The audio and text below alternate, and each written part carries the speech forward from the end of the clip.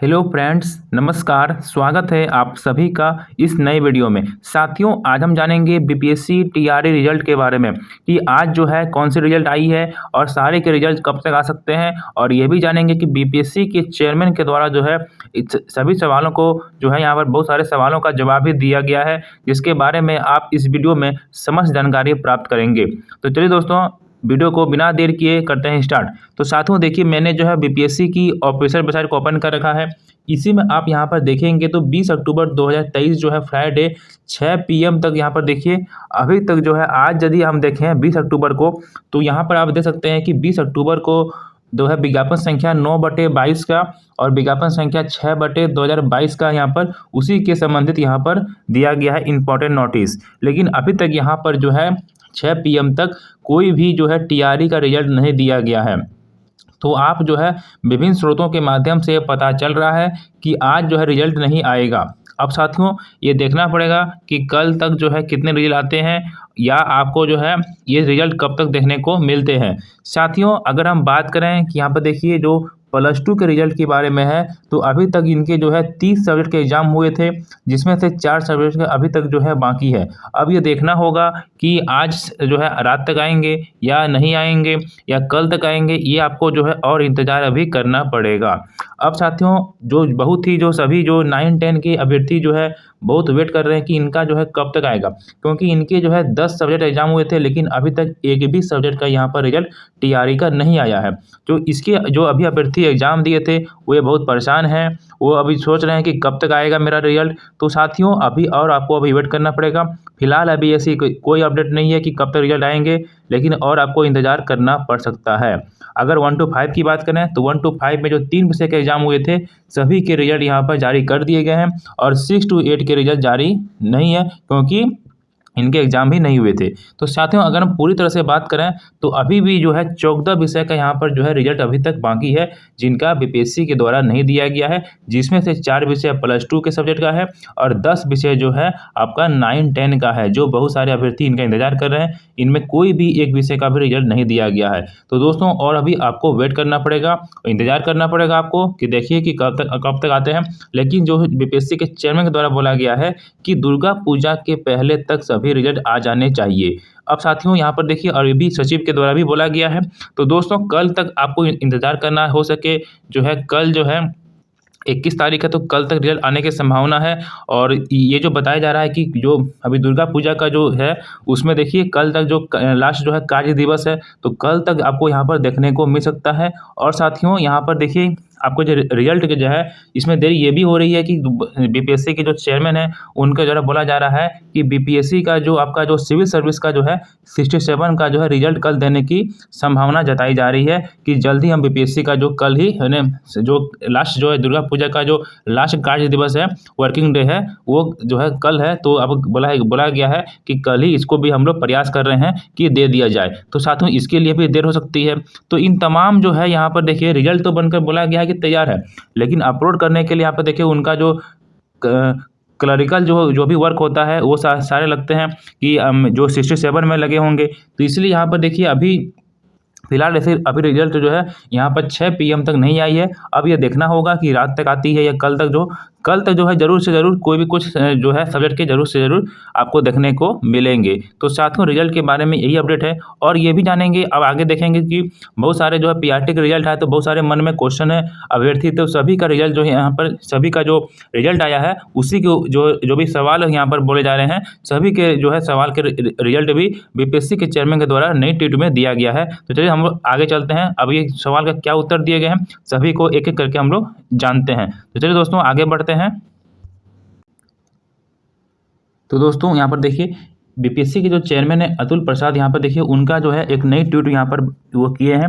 तो ये देखिए यहाँ पर 2 ट्वीट यहाँ पर किए गए हैं। एक देखिए यहाँ पर आपको 3 घंटा पहले और यहाँ पर देख सकते हैं कि 2 घंटा पहले यहाँ पर एक ट्वीट किया गया है। तो चलिए दोस्तों पहले ये वाला देखते हैं। तो यहाँ पर देखिए क्या लिखा हुआ है कि टीआरई कैंडिडेट में सी द FAQ जो है फ्रीक्वेंसी आस्क्ड क्वेश्चन जो है attach, however we can come out with the further clarification if so required. जो भी आपको यहाँ पर देखिए क्लैरिफिकेशन चाहिए रिजल्ट के बारे में, वो सभी का यहाँ पर देखिए बता दिया गया है। तो इस प्रकार से देखिए यहाँ पर ये ओपन हो गई है। अब देखिए यहाँ पर साथियों कुछ प्रश्न यहाँ पर दिए गए, देखिए 5 क्वेश्चन यहाँ पर पूछे गए हैं।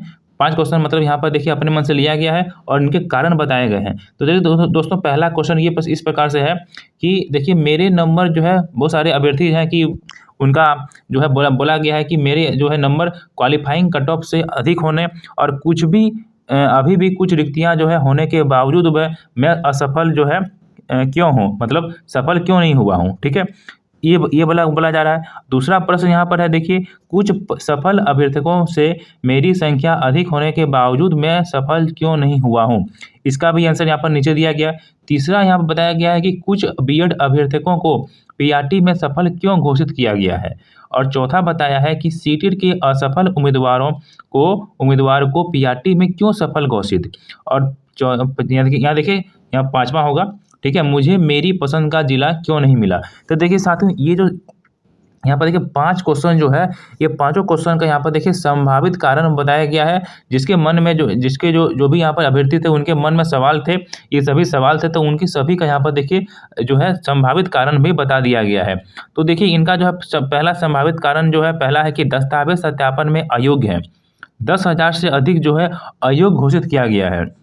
ठीक है, अब आगे देखिए बताया गया कि भाषा के पेपर में असफल, करीब 4800 लोग भाषा के पेपर में असफल हुए हैं। आप समझ सकते हैं कि जो भाषा के पेपर था उसमें 100 मार्क्स में से आपको 30 मार्क्स लाना था, तो 30 नंबर भी जो है 4800 बच्चे नहीं लाए हैं। ये आपको यहाँ पर समझना पड़ेगा।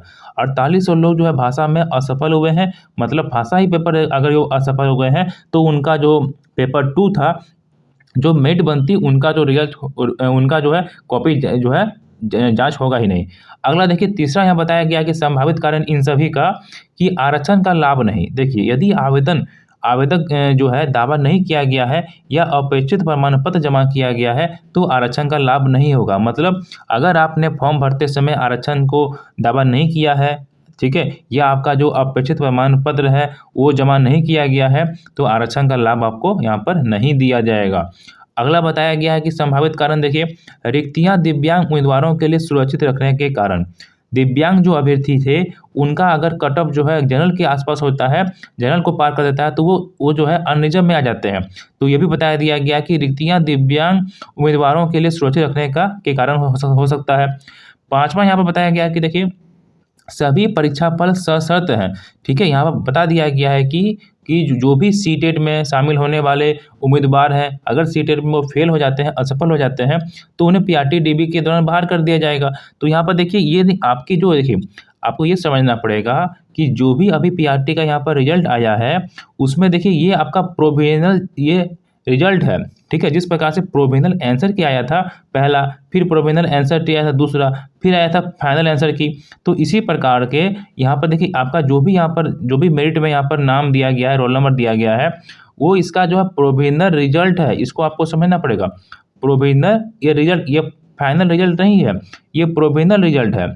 ठीक है, अगर जो है इसमें कोई भी अगर सीटेट में अगर वो नहीं दिखा पाता है, अगर असफल हो जाता है, तो उन्हें यहाँ देखिए बाहर कर दिया जाएगा। इसलिए ये मतलब नहीं है कि अभी इनका नाम आ गया है तो हो सके इनका नौकरी हो जाए, तो नहीं। इसमें यहाँ पर देखिए सभी का सर्टिफिकेट जो है जांच होगा, अगर वैध पाया जाएगा तो इनकी जो है आगे जो ये अस्थायी शिक्षक बनेंगे, अगर नहीं पाया जाएगा तो इन्हें बाहर कर दिया जाएगा। तो यहाँ पर देखिए सारा जो है डॉक्यूमेंट वेरिफिकेशन के बाद ही जो है सभी का यहाँ पर डॉक्यूमेंट, जो भी डॉक्यूमेंट वेरिफिकेशन होगा उसका जांच करने के बाद ही यहाँ पर जो है आपका जो है फाइनल रिजल्ट जो है जारी किया जाएगा। ठीक है, ये आपका प्रोविजनल रिजल्ट है। ठीक, इसको समझना पड़ेगा।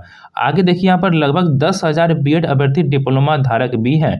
जो बहुत सारे यहाँ देखो यहाँ एक क्वेश्चन यहाँ पूछा गया था बहुत सारे कि देखिए बीएड अभ्यर्थकों को पीआरटी में शामिल क्यों किया गया।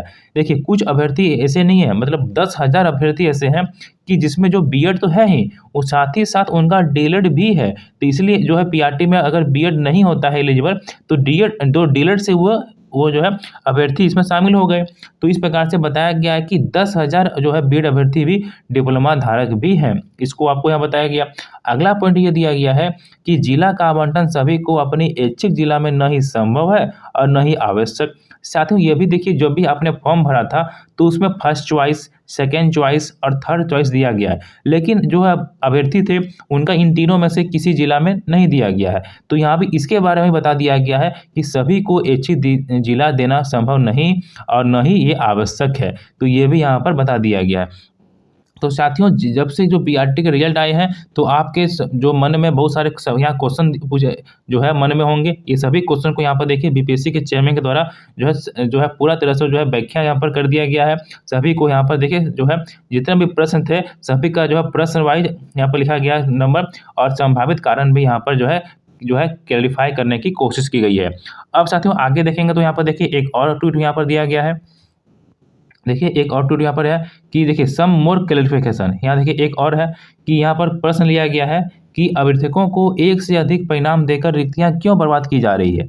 देखिए ये भी सवाल पैदा किया जा रहा है कि 1 to 5 में अगर किसी का सिलेक्शन हो गया और 9-10 में भी अगर हो गया है, अगर 11-12 में भी अगर हो गया है, तो इस प्रकार से एक ही अभ्यर्थी को तीनों में कैसे सेलेक्ट हो जाएगा। इसमें देखिए अगर वो किसी एक में होता है तो 2 में से नए अभ्यर्थी को मिल जाएगा। तो ये भी देखिए इनका भी उत्तर यहाँ पर दे दिया गया है कि ऐसा क्यों किया गया है। अभ्यर्थी को एक से अधिक परिणाम दिया गया है ताकि डीबी के समय किसी एक में असफल होने पर दूसरी नियुक्ति में से वंचित न हो। ठीक है, ऐसी रिक्ति को इसी चयन प्रक्रिया में प्रतीक्षा सूची से भरा जाएगा या अगली जो है प्रक्रिया में यह राज्य सरकार के निर्णय पर निर्भर करेगा। साथियों यहाँ पर यह बोला गया है कि अगर हम तीनों में से अगर मान लेते हैं कि किसी का 2 में हो गया, किसी का 3 में हो गया, तो हम अगर सभी में नहीं देंगे, एक ही अभ्यर्थी को एक से अधिक नहीं देंगे, तो अगर मान लेते हैं कि किसी का मान लेते हैं कि यहाँ पर देखिए पेपर 2 था तो सीटेड में मान लेते हैं कि नहीं हुआ कि तो देखिए एशेड में होता है, अगर एशेड नहीं होता है तो सीटेड में हो सकता है। तो मतलब कहने का मतलब ये रहा कि अगर किसी में एक में नहीं होता है तो दूसरे में मौका मिलेगा। तो यही कारण जो है सभी में यहाँ पर जितने भी वो क्वालिफाइड हुए हैं अलग अलग 1 to 5 में 9, 10, 11, 12 में, तो सभी में यहाँ पर रिजल्ट दे दिया गया है। अब साथियों ये भी बोला गया है कि अगर मान लेते हैं कि वो किसी का 2 में सेलेक्ट हो गया है, ठीक है, तो देखिए दोनों में से अगर मान लेते हैं किसी का 1 to 5 में भी है और 11, 12 में भी मान लेते हैं, ठीक है, जिनका रिजल्ट आया है अभी, तो मान लेते हैं कि अगर 1 to 5 में भी नाम है किसी का और 11, 12 में नाम है, तो 11, 12 मान लेते हैं कि वो ज्वाइन करते हैं, तो 1 to 5 का सीट एक खाली हुआ, तो उस सीट को जो है प्रतीक्षा सूची यानी जो है प्रतीक्षा सूची जो है वेटिंग लिस्ट जो बनेगा उसके अनुसार से भरा जाएगा या अगली प्रक्रिया में जो अगली बहाली निकलेगी उसमें भरा जाएगा। ये जो निर्णय है ये राज्य सरकार की जैसा निर्णय देगी वैसा ही यहाँ पर उसको किया जाएगा। तो सारे दोस्तों यहाँ पर देखिए जितने भी क्वेश्चन जो है जो अपने आपसे जो है आप पूछ रहे थे, आप अपने जो है पीआरटी के जब से रिजल्ट आए हैं तभी से आपके मन में बहुत सारे क्वेश्चन थे, तो सभी का यहाँ डाउट जो है क्लियर करने का प्रयास जो है बीपीएससी के चेयरमैन के द्वारा किया जा रहा है कि सारे अभ्यर्थी की जो है ये पूरी तरह से जो है क्लैरिफिकेशन दिया जा रहा है कि जो है हम ऐसा क्यों किए, ऐसा नहीं किए, क्यों किए, सारा यहाँ पर देखिए संभावित कारण के और सारे क्वेश्चन यहाँ सभी की जानकारी दे दी गई है। तो दोस्तों आप क्या सोचते हैं नीचे कमेंट में जरूर बताइए। आपके भी मन में कुछ भी क्वेश्चन है तो नीचे कमेंट में जरूर पूछिए। वीडियो अच्छा है तो वीडियो को लाइक कीजिए और अपने दोस्तों के साथ जरूर शेयर कीजिए। सोशल मीडिया हैंडल पर इसको जरूर शेयर कीजिएगा। और चलिए दोस्तों फिर मिलते हैं किसी नेक्स्ट वीडियो में, तब तक के लिए बाय, थैंक यू।